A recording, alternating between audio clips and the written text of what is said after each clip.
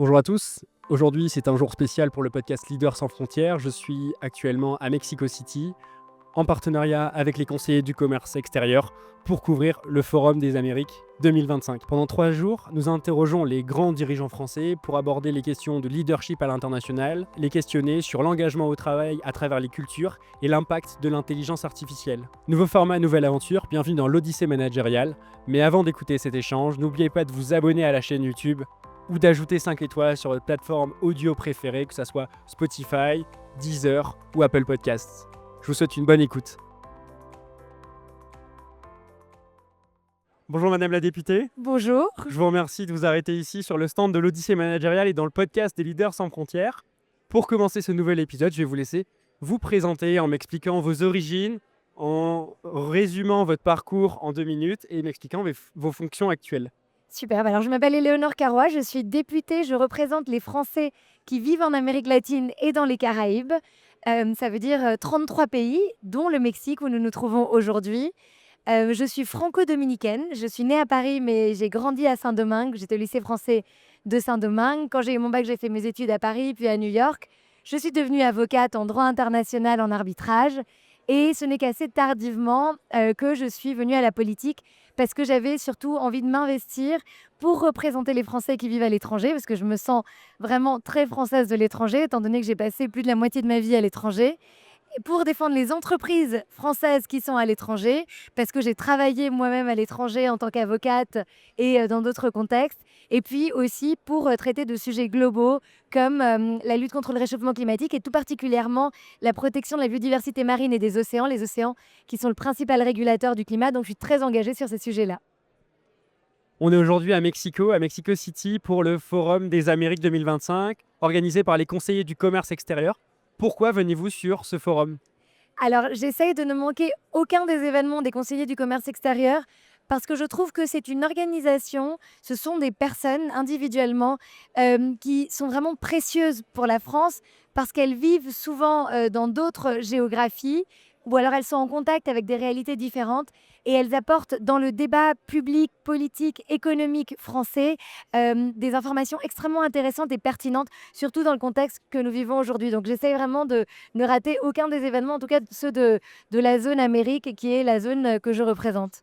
Les conseillers du commerce extérieur sont les premières personnes que les entreprises françaises contactent quand elles souhaitent s'exporter dans un pays défini. Quels sont pour vous les défis et les opportunités que représente l'international pour les entreprises françaises ? Alors moi, je pense que les entreprises françaises ont souvent énormément de choses à apporter à l'international parce qu'elles ont un savoir-faire particulier, différenciant. Moi, je vois beaucoup d'entreprises qui sont dans le commerce de bouche, la gastronomie, l'hôtellerie, la restauration. Il est évident que dans ce domaine-là, on a une valeur ajoutée certaine. Je suis moi-même très gourmande. Il y a aussi évidemment des industries d'infrastructures dans lesquelles on a aussi une compétence mobilité urbaine. On a beaucoup de compétences dans la construction de métro, de téléphériques, de trains, etc. La lutte contre le changement climatique dont je parlais tout à l'heure, dans l'assainissement, la récupération des eaux. Il y a énormément de choses que les entreprises françaises savent faire, que ce soit d'ailleurs des grandes entreprises ou des petites entreprises, même des TPI. Et donc je pense que vraiment penser international, c'est s'ouvrir de nouveaux marchés, c'est voir une façon différente aussi de faire du business. Et donc je pense que pour toutes celles qui réfléchissent à l'international, il faut vraiment faire le pas, parce qu'en général, on ne le regrette pas. Vous évoquez plusieurs fois le réchauffement climatique, votre engagement pour les océans, pour la cause sur le réchauffement climatique. Est-ce que vous pouvez développer ce point-là, s'il vous plaît ? Oui, bien sûr, et je commencerai d'ailleurs par un point, c'est qu'on a tendance à opposer un peu le secteur privé, le monde des entreprises, des industries, et tout ce qui est justement la lutte contre le changement climatique. Moi, je viens du secteur privé, j'étais avocate d'affaires, je suis d'ailleurs toujours avocate, et je suis convaincue que, au contraire, qu'on doit apporter, qu'on a besoin déjà d'investissement privé, on a besoin d'implication et d'investissement aussi au niveau personnel, d'acteurs qui ne sont pas les acteurs que l'on attend sur ces questions-là. Pourquoi ? Parce que ça fait des années qu'on a des agendas, les agendas du millénium, les objectifs de développement durable, l'agenda 2030 des Nations Unies, etc. Et en réalité, si on veut véritablement que ça marche et qu'on ait des résultats concrets sur ces sujets qui sont des combats qui nous concernent tous, il faut vraiment que toutes les parties prenantes, y compris le secteur privé, s'investissent. Et sur la question des océans, je suis très investie parce qu'il y a un traité qui régule la haute mer, donc la mer, la juridiction qui n'est à personne, qui a enfin été signée après 20 ans de négociations. Vous imaginez 20 ans de négociations, ça n'arrive pas ça dans le privé ou alors très rarement. Mais donc Nations Unies, il a été signé par toute une série de pays et là, il se peut qu'il ne rentre pas en vigueur dans les temps parce qu'il faut 60 pays pour qu'il le ratifient pour qu'il puisse entrer en vigueur. Alors moi, je suis en train de faire beaucoup d'advocacy, pour parler en bon français, pour que plus de pays le ratifient et pour qu'il puisse entrer en vigueur, parce que c'est un traité vraiment fondamental pour la protection de nos océans, de notre biodiversité marine et la régulation aussi de tout ce qui sort de l'océan, y compris qui a une valeur commerciale. On parle de tous ces contextes et le sujet commun, c'est l'international. Si on s'adresse maintenant aux jeunes Français, qu'est-ce que vous leur conseillez pour établir une carrière à l'international? Moi, je leur conseillerais de voir grand, de ne pas se laisser démoraliser par des réponses qu'ils pourraient avoir de la part d'employeurs, de VIE ou autres. Parfois, c'est pas facile. Parfois, quand on commence sa carrière, on n'a pas forcément la conscience du fait que les carrières sont longues, que les opportunités sont multiples, que les échecs sont parfois juste une petite pierre qui vous permet d'aller plus haut, de monter justement et de voir le succès. Et de leur dire aussi qu'ils doivent avoir confiance en eux parce que ils ont reçu une éducation de qualité. En général, ils ont une ouverture d'esprit, des valeurs qui sont les bonnes, qui leur permettent aussi de construire une carrière à l'international. Alors moi, je leur donnerai ce message d'espoir et leur dire de vraiment toujours croire en eux. Qu'est-ce que l'engagement? Ça peut prendre beaucoup de formes. Moi, là, je le sens, l'engagement que j'ai pour mes concitoyens, que je représente, les Français d'Amérique latine et des Caraïbes.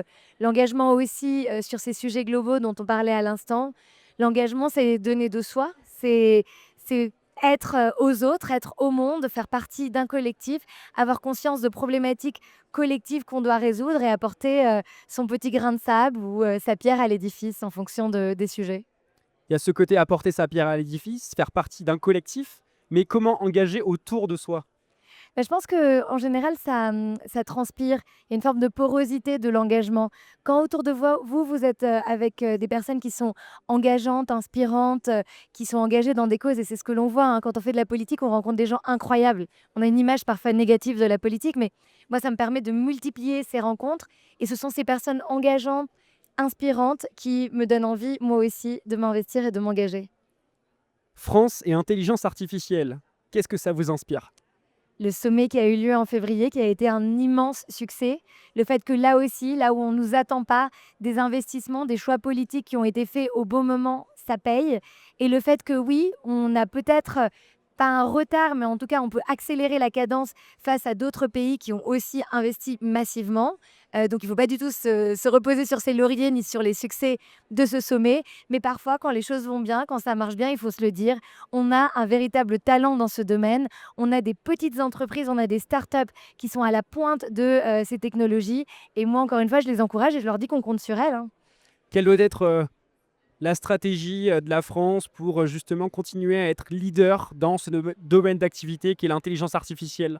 Je pense qu'il faut faire confiance aux acteurs du secteur qui le connaissent et qu'il faut leur faire confiance et donc investir dans leurs projets, investir dans leurs idées, que ce soit de l'investissement public ou de l'investissement privé. Il faut donner les moyens aux gens qui ont un rêve, une idée, une intuition, une idée de génie, de pouvoir la réaliser.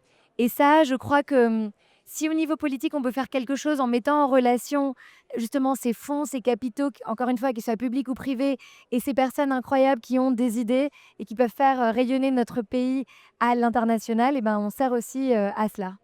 Qu'est-ce que vous aviez envie de dire aux Français qui ont peur par rapport à l'intelligence artificielle et qui se disent ça va peut-être impacter mon travail?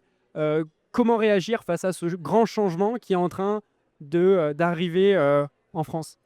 Nous vivons aujourd'hui beaucoup de bouleversements à tous les niveaux. Vous parlez du bouleversement que représente l'arrivée de l'intelligence artificielle, le fait que parfois on peut se sentir submergé, surtout quand on ne maîtrise pas la technologie. Et je vais vous dire, moi je suis pas une boomeuse, mais je suis quand même loin d'être à la pointe sur le plan technologique. Mais je pense qu'il faut surtout comprendre que c'est le monde tel qu'il nous est donné de le vivre, que cela fait partie de notre quotidien et que comme tous les outils, comme tous les grands progrès technologiques et scientifiques, il est normal d'avoir une certaine appréhension, surtout quand on ne maîtrise pas toujours les codes, mais il est surtout normal et en tout cas sain de se dire qu'il faut maîtriser ces codes, qu'il faut apprendre à vivre avec eux, voir ce qu'il y a de mauvais évidemment, mais voir ce qu'il y a de très bon et finalement s'adapter et qu'on le fait toujours, que ce soit, on l'a fait pour l'imprimerie, on l'a fait à chaque grande révolution. Évidemment, c'est une révolution, donc la peur est un sentiment naturel, mais il ne faut pas que ça soit paralysant, il faut au contraire que ça soit un moteur pour l'action. Un conseil que vous aimeriez transmettre aux auditeurs? Je l'ai un peu dit lors des précédentes questions, mais je pense qu'il faut avoir confiance en soi. C'est pas parce que vous voyez des portes qui se ferment, c'est pas parce que vous voyez des fenêtres qui s'ouvrent pas, c'est pas parce qu'on vous dit que votre projet n'est pas le bon ou que vous n'avez pas fait les études qu'il fallait ou que vous n'avez pas les compétences qu'il fallait, ou même si vous avez fait des superbes études et que vous êtes enfermé dans une voie et que vous voulez changer. Je pense qu'il faut vous écouter que vous-même. Et si vous avez cette envie d'aller de l'avant, si vous avez cette envie de faire autre chose, cette envie d'apporter, ce n'est qu'en faisant les choses que l'on aime qu'on est vraiment très très bon. Alors écoutez-vous et faites-vous confiance surtout. Est-ce que vous avez une maxime ou une citation qui vous accompagne dans la vie? Je pense qu'en fait, la question de l'empathie, c'est pas une maxime, mais on est avec les autres. On n'est pas tout seul. Nous sommes des animaux sociaux. Et donc, à partir de là, je pense que il faut regarder les autres, s'ouvrir aux autres, parler avec les autres, même si on a tendance à se polariser, à rester avec les gens qui pensent comme vous. C'est une richesse que d'avoir une diversité de cultures, une diversité d'opinions. Et ça, en tant que députée des Français de l'étranger, je peux vous dire que je suis servie. Merci beaucoup, madame la députée. Merci à vous pour l'invitation.